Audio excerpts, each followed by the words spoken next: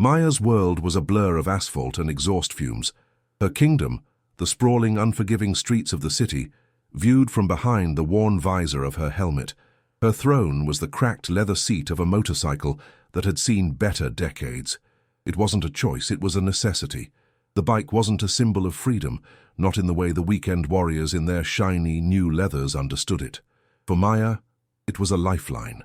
It was the tool that took her from her first job as a breakfast cook before sunrise, to her second as a package courier, chasing the sun across the sky, to her third, cleaning up grease and tools at a mechanic's shop long after the sun had surrendered to the neon glow of the city.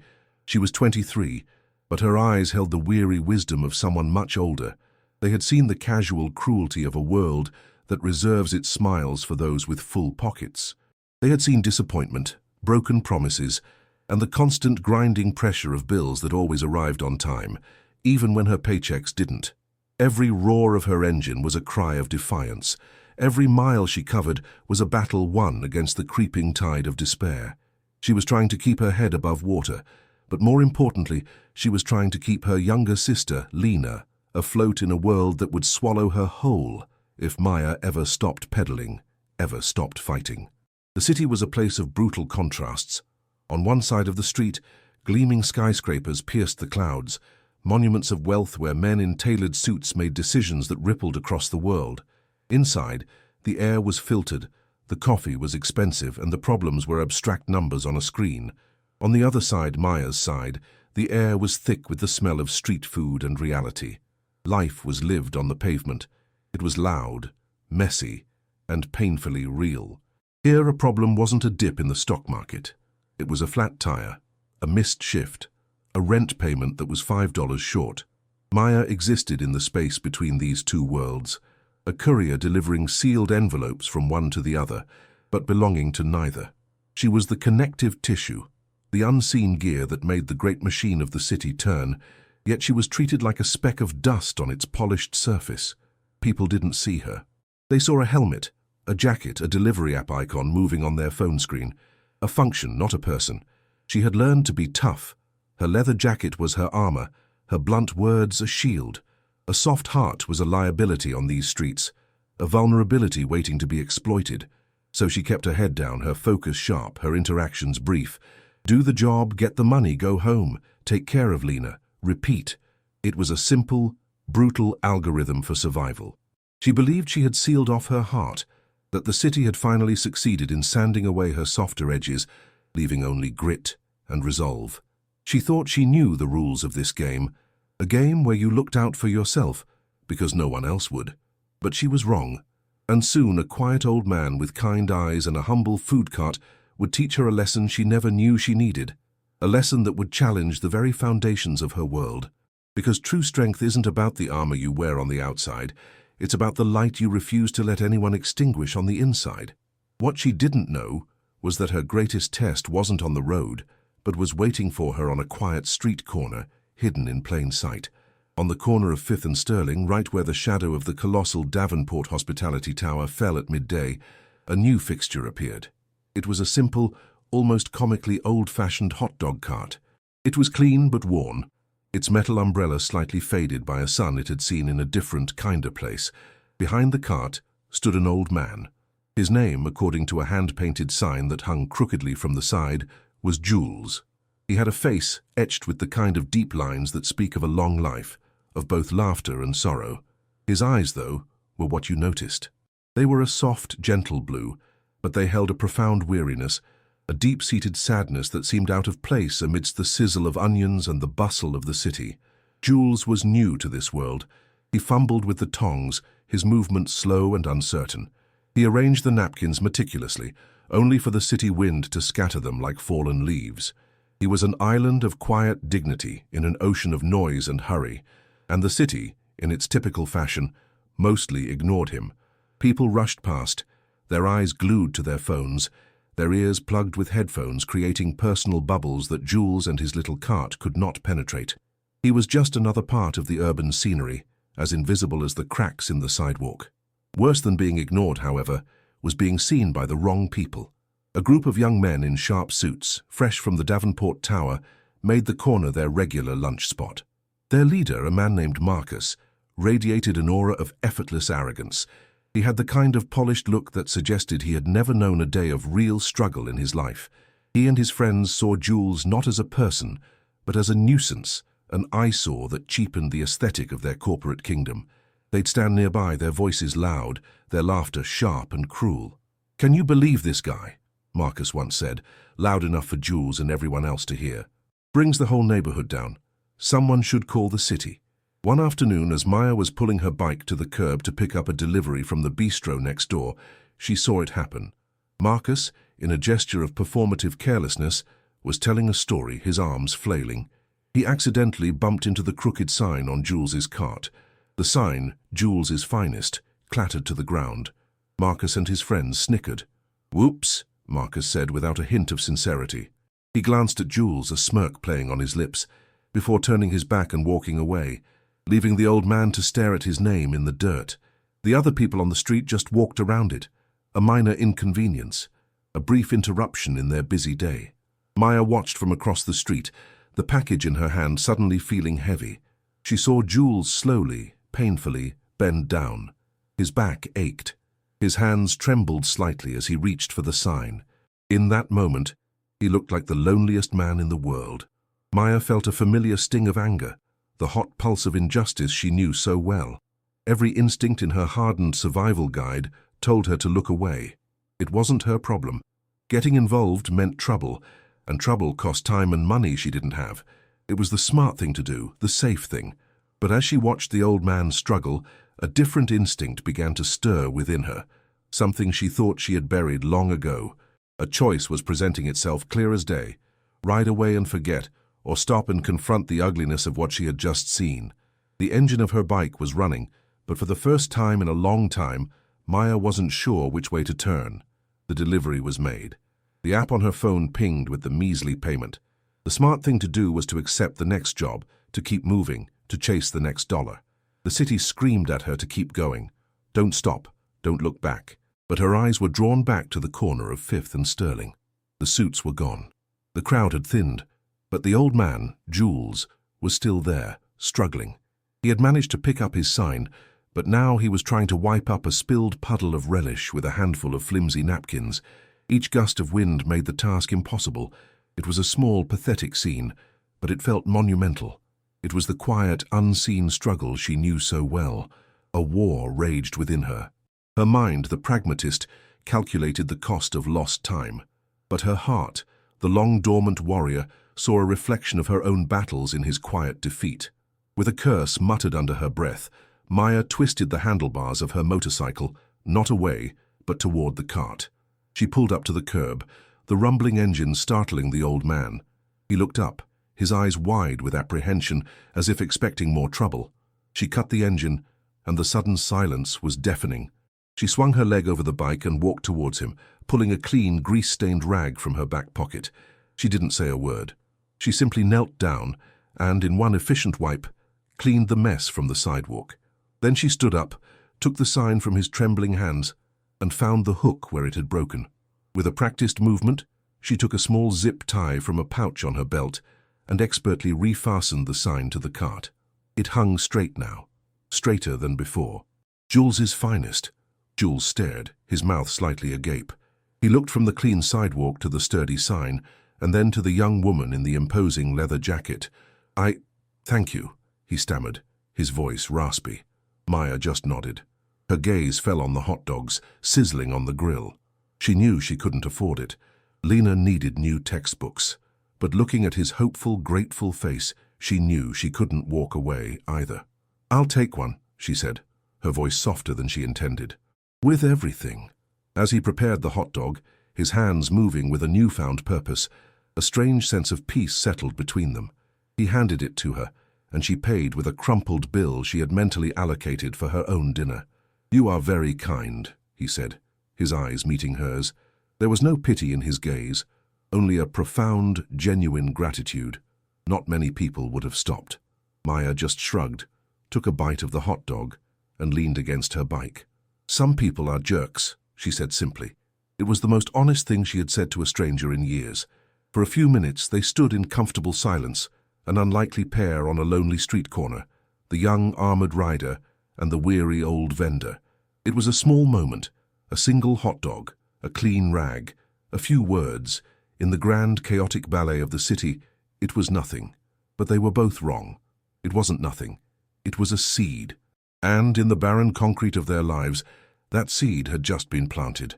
A single simple act of kindness, offered with no expectation of reward, was about to set in motion a chain of events that neither of them could ever imagine.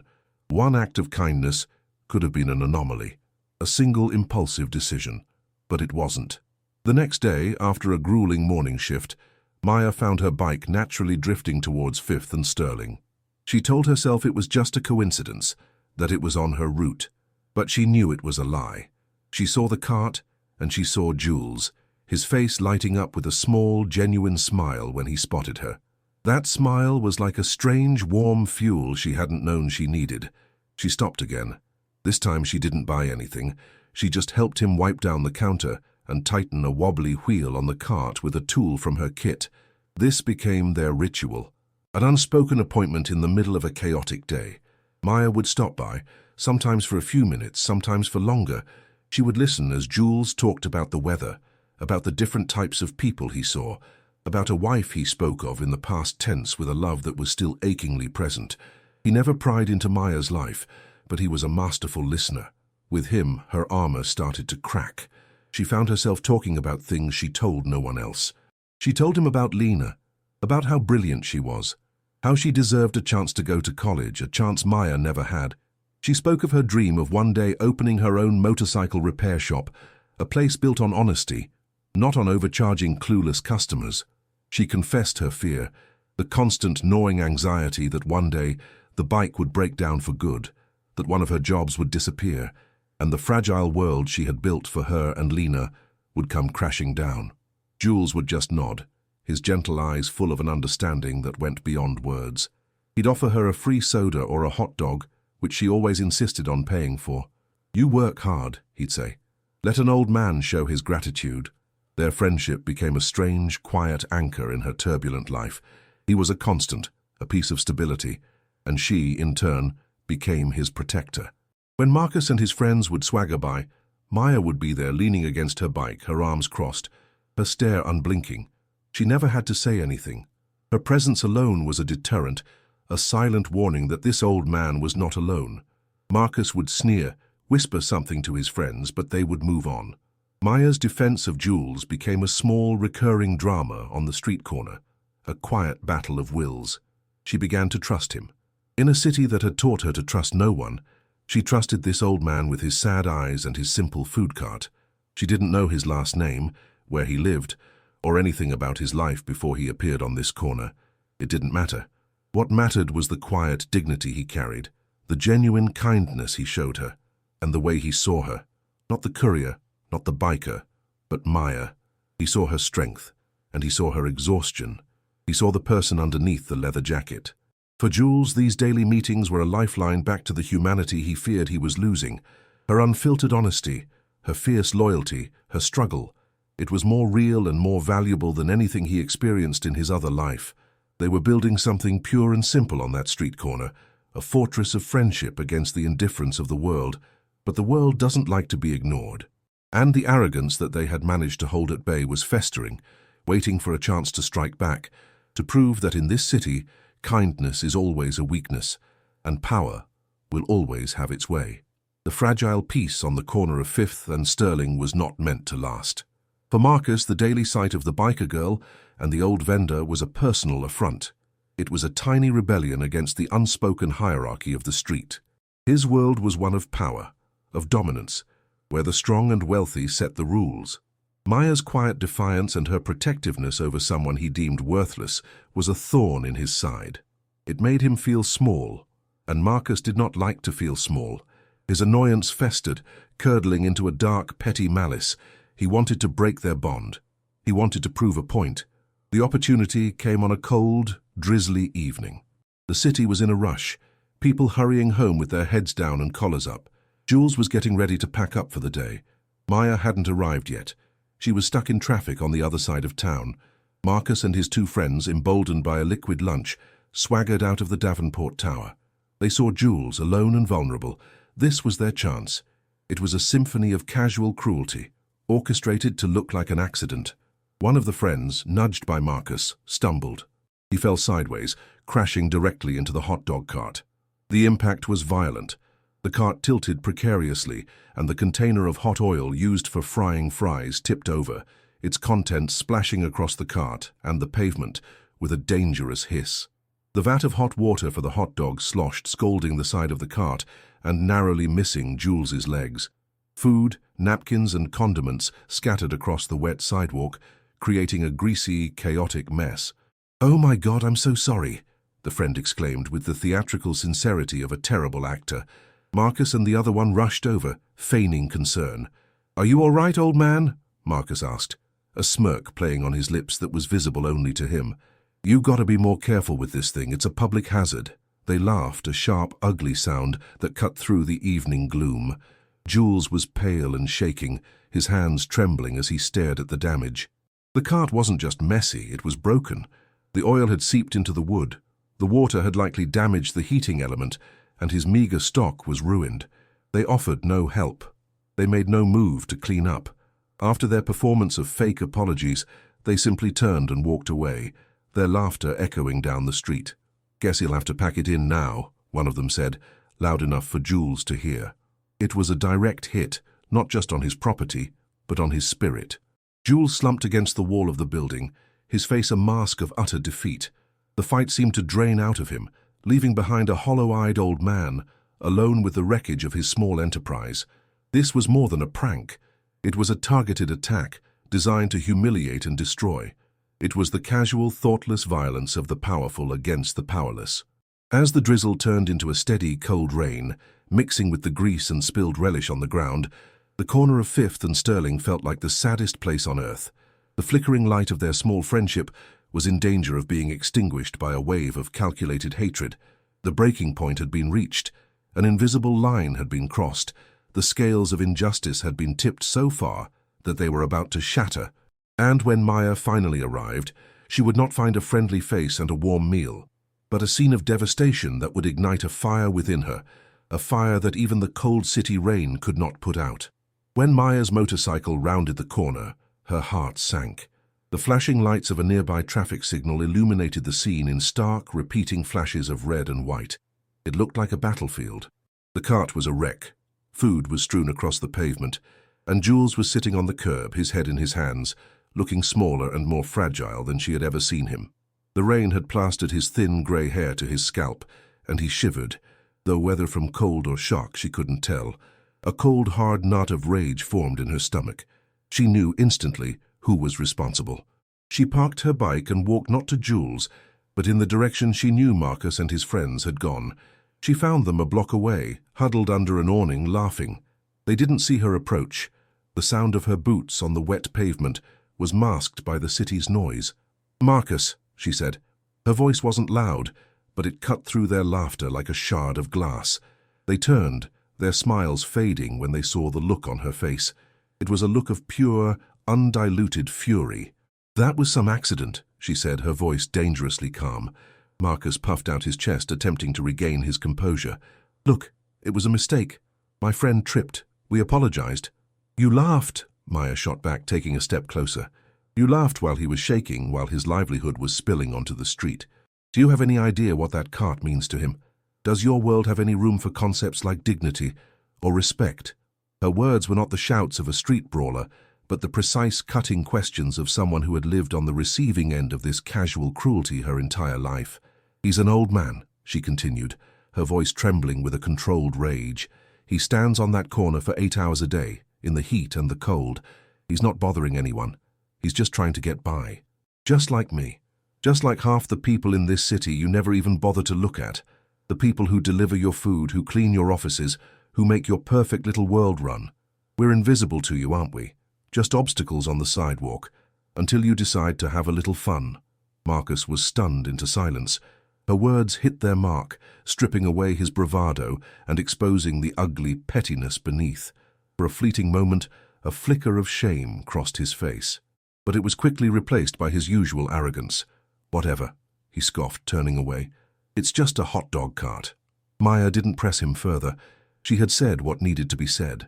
The victory wasn't in getting an apology, it was in speaking the truth, in refusing to let the act go unnamed. She turned her back on them and walked back to Jules. She knelt beside him on the wet curb. "Jules," she said gently, "let's get you out of the rain." She helped him to his feet, her arms supporting his frail frame. She righted the cart as best she could, her practiced mechanic's hands assessing the damage. The burner was shot. The oil container was cracked. It was bad. But the immediate problem was him. She draped her own leather jacket, her armor over his shivering shoulders. "It's okay," she whispered, though she wasn't sure it was. "We'll figure it out." In that moment, she was no longer just his friend. She was his advocate, his defender. She was the wall that stood between his dignity and their contempt. She had taken her stand. She had spoken truth to a power that was petty and cruel. But courage doesn't pay for repairs, and words don't fix a broken spirit. As she stood there in the rain, with her jacket on a shivering old man and the wreckage of his life at her feet, Maya had no idea that her own world was about to face a similar, devastating crash.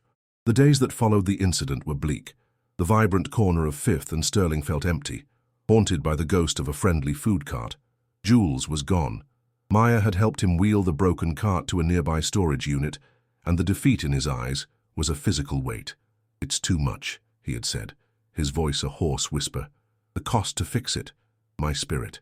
It's broken, Maya." He had thanked her, pressed a crumpled $20 bill into her hand, which she refused, and then he had shuffled away, disappearing into the city's anonymous crowds. He didn't have a phone, and she had no way to contact him.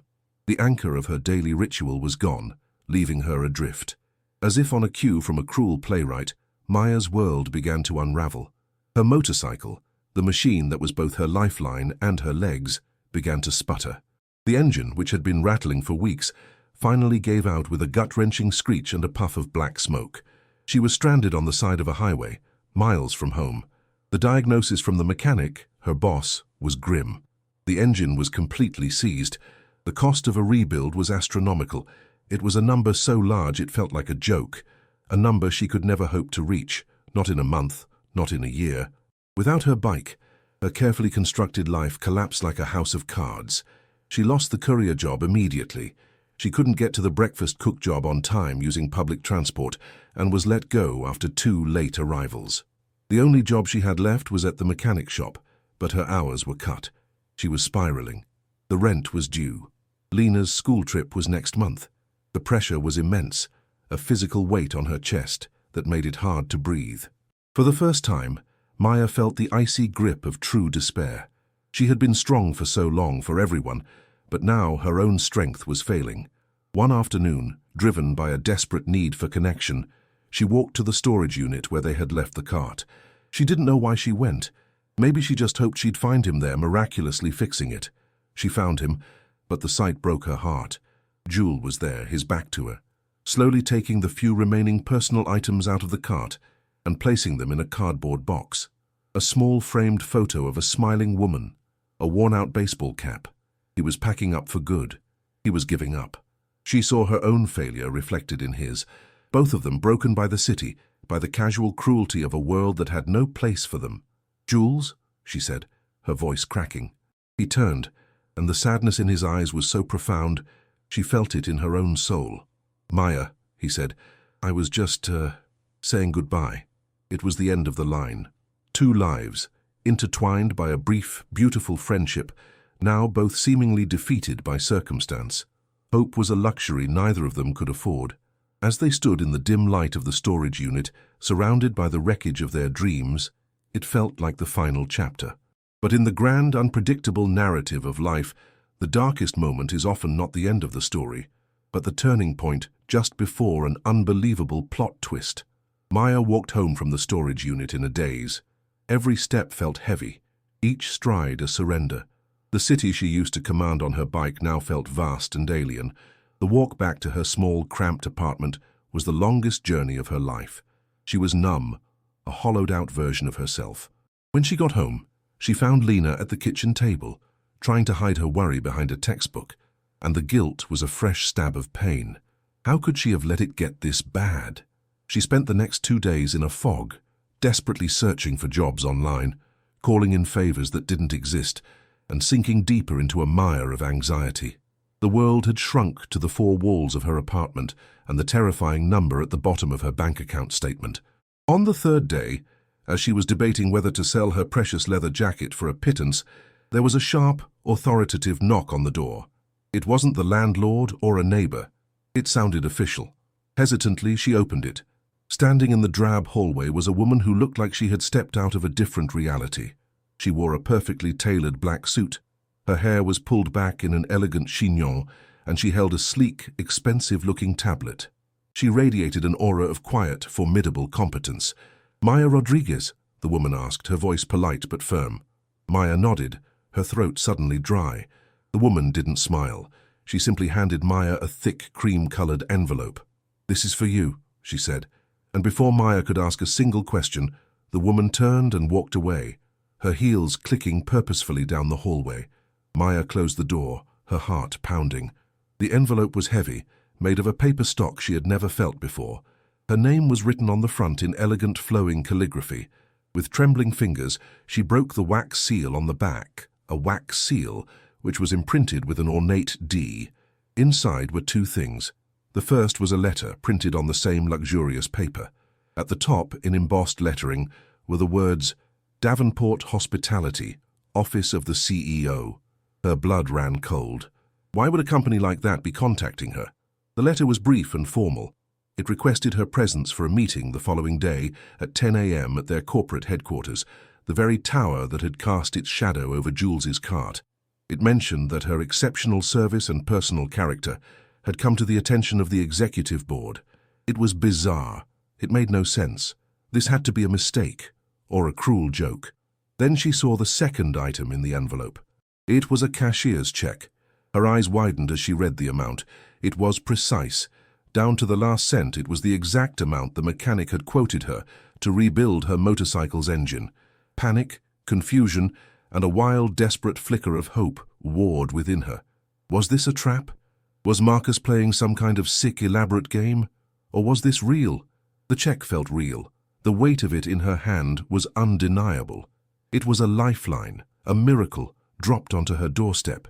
But miracles from corporations like Davenport Hospitality didn't just happen to girls like her. There had to be a catch. There was always a catch. She stared at the letter, her mind racing. The address, the time, the impossible check. It was a crossroads, a terrifying, inexplicable choice. Her survival instinct screamed at her to tear it up, to run. This was a world she didn't belong in, a game where she didn't know the rules. But the image of Lena's hopeful face, the feel of the useless, broken bike, the memory of Jules's defeated eyes, she had nothing left to lose. Was this a door to an even deeper level of hell? Or was it, just maybe, the one impossible opportunity she had been fighting for her entire life? The next morning, Maya stood at the foot of the Davenport Hospitality Tower, feeling like an ant at the base of a mountain. She wore her cleanest jeans and a simple black shirt, but she felt as out of place as Jules's hot dog cart had been on the polished sidewalk. The lobby was a cathedral of wealth. Marble floors gleamed under recessed lighting, and a silent waterfall cascaded down a granite wall. People in expensive suits moved with a silent, purposeful hum, like bees in a golden hive. She felt their eyes on her, quick, dismissive glances that registered her worn-out boots and nervous posture. The invisibility she felt on the street was different here. It was a more deliberate, judgmental kind of unseen. She gave her name to the receptionist, who looked at her with thinly veiled surprise before her expression turned to one of professional efficiency. "Yes, Miss Rodriguez, they're expecting you, top floor." The elevator ride was a silent, terrifying ascent. The doors opened directly into a reception area even more opulent than the lobby. The same woman who had delivered the letter greeted her. "Miss Rodriguez, please come this way. Mr. Davenport will see you now." Mr. Davenport, the CEO. The name meant nothing to her, other than the terror it inspired. The woman led her to a set of enormous oak doors and pushed one open, gesturing for Maya to enter. The office was vast. One entire wall was a floor-to-ceiling window offering a breathtaking, godlike view of the entire city. Maya could see her neighborhood, a tiny patch of gray in the distance, and she could see the corner of Fifth and Sterling. Behind a massive mahogany desk, A large leather chair was turned towards the window, its occupant hidden from view. "Mr. Davenport?" Maya asked, her voice barely a whisper. The chair swiveled around slowly, and Maya's world stopped. It wasn't a stranger in a power suit. It wasn't a cold corporate shark. It was him. It was Jules. He wasn't wearing his faded jacket or worn-out shoes. He was dressed in an impeccably tailored grey suit. His silver hair was neatly combed, and his kind, gentle eyes watched her with a familiar warmth. But it was him. The posture, the face, the eyes that held a hint of sadness. Jules, the hot dog vendor, Julian Davenport, the CEO. The two realities collided in Maya's mind with the force of a physical impact. She felt the floor drop out from beneath her. She grabbed the back of a chair to steady herself, her mouth open but no words coming out. "Hello, Maya," he said, his voice the same gentle, raspy tone she knew so well. He stood up and walked around the desk, not with the shuffle of an old vendor, but with the quiet confidence of a man in command. "Please sit down. I know this must be a shock." He gestured to one of the plush chairs. "Jules," she finally managed to choke out. But the cart. How? "Jules was my nickname in college," he explained softly. "My wife Eleanor always called me that. She passed away 6 months ago." He gestured to the framed photo on his desk. Maya recognized the smiling woman from the picture he had packed away in the storage unit. "She always said I was losing touch up here in this tower. She said I'd forgotten what real work and real people looked like. After she was gone, I wanted to see the world through her eyes again. I wanted to find one person, just one, who was genuinely good, without wanting anything. I was about to give up, and then you came along." He looked at her, his eyes filled with a profound, overwhelming gratitude. "You, Maya, you helped me. You protected me. You offered me your kindness and your friendship, and you asked for nothing in return. You didn't know I was a CEO. You thought I was a poor old man with nothing. You, Maya, are the richest person I have ever met." The world tilted and then slowly settled back into place, but it was a new world now. Everything she thought she knew was wrong. The powerless old man she had protected was one of the most powerful men in the city. The revelation was a cataclysm, shattering her perception of reality, of power, of kindness itself. And in the silent, sunlit office, with the whole city spread out beneath them, she began to understand that her life was about to change in ways she could never have imagined. The shockwave that had hit Maya slowly subsided, replaced by a cascade of emotions: confusion, awe, and a profound, bone-deep sense of relief. Julian, it felt strange not to call him Jules, continued to speak, his voice filled with a quiet passion. "For weeks I watched you. I saw your struggle, your resilience. I saw you stand up to bullies, not for yourself, but for me, for a nobody. Maya, character isn't what you do when you know you're being watched by a CEO. It's what you do when you think you're alone with a hot dog vendor in the rain. Your character," he said, his voice thick with emotion, "is flawless." He walked over to the window, looking down at the city. "This company, Davenport Hospitality, we own hundreds of hotels and restaurants. We make food. But my wife always said a business shouldn't just be about making money. It should be about nourishing the community." He turned back to her. "That check is yours. No strings attached. Fix your bike. You've earned it 100 times over. But I'm not just offering you a reward, Maya. I'm offering you a job, an opportunity." He explained that he was launching a new philanthropic arm of the company, the Eleanor Davenport Foundation. Its mission would be to provide grants to small startup businesses and scholarships for underprivileged students who showed exceptional promise and character. It was a foundation that wouldn't be run by disconnected executives, but by people who understood struggle firsthand. "I don't need another MBA," Julian said. "I need a heart. I need a conscience. I need someone with your eyes, your integrity, your grit. I want you to help me run it, Maya. I want you to help me find the other Mayas and Juleses of this city." Tears streamed down Maya's face, silent and unchecked. It was too much to comprehend. The end of her financial terror, a future for Lena, a purpose for herself that went beyond mere survival. It was a dream she never would have even dared to have. Through her tears, she saw movement in the hallway behind Julian. The office door opened, and the woman in the suit escorted a pale, nervous-looking Marcus into the office. He saw Julian, and his professional smile was automatic. Then he saw Maya, and his face went white with shock and horror. Marcus, Julian said, his voice losing its warmth and taking on a steel edge. Miss Rodriguez and I were just discussing the core values of this company, values like respect, dignity, and integrity. It seems your conduct on Fifth and Sterling has not been in alignment with those values. The dressing down that followed was quiet but brutal. There would be no firing, Julian explained, because that was the easy way out. Instead, Marcus was being demoted, his bonus cancelled, and he was required to complete 200 hours of mandatory community service, working in a downtown soup kitchen. He was being given a chance to learn the lesson Maya had tried to teach him for free. A shot of Maya's motorcycle, gleaming and fully restored, parked outside a community center. Inside, Maya, dressed in smart casual clothes, is talking warmly with a young woman, reviewing her business plan for a new bakery. She has a confidence and a light in her eyes that wasn't there before. Lena is there too, volunteering, her school uniform paid for. In the corner, Julian, in a simple sweater, is serving coffee, looking happier and more at peace than ever before. The final shot is of Maya looking out the window, a genuine hopeful smile on her face, no longer invisible, but a beacon. We are often told that the world is a cold, hard place. That kindness is a weakness, and you must be ruthless to get ahead. But the truth is, you never know the full story of the person next to you. You never know the silent battles they are fighting. The greatest investment you can ever make is not in stocks or in real estate, but in each other. A simple act of compassion can change a life. Sometimes it can change a city, because true power isn't about the title on your door, it's about the good you put out into the world. And that good, always, always finds its way back to you. If this story touched you, don't forget to like, comment your thoughts, and subscribe for more powerful life lessons every week.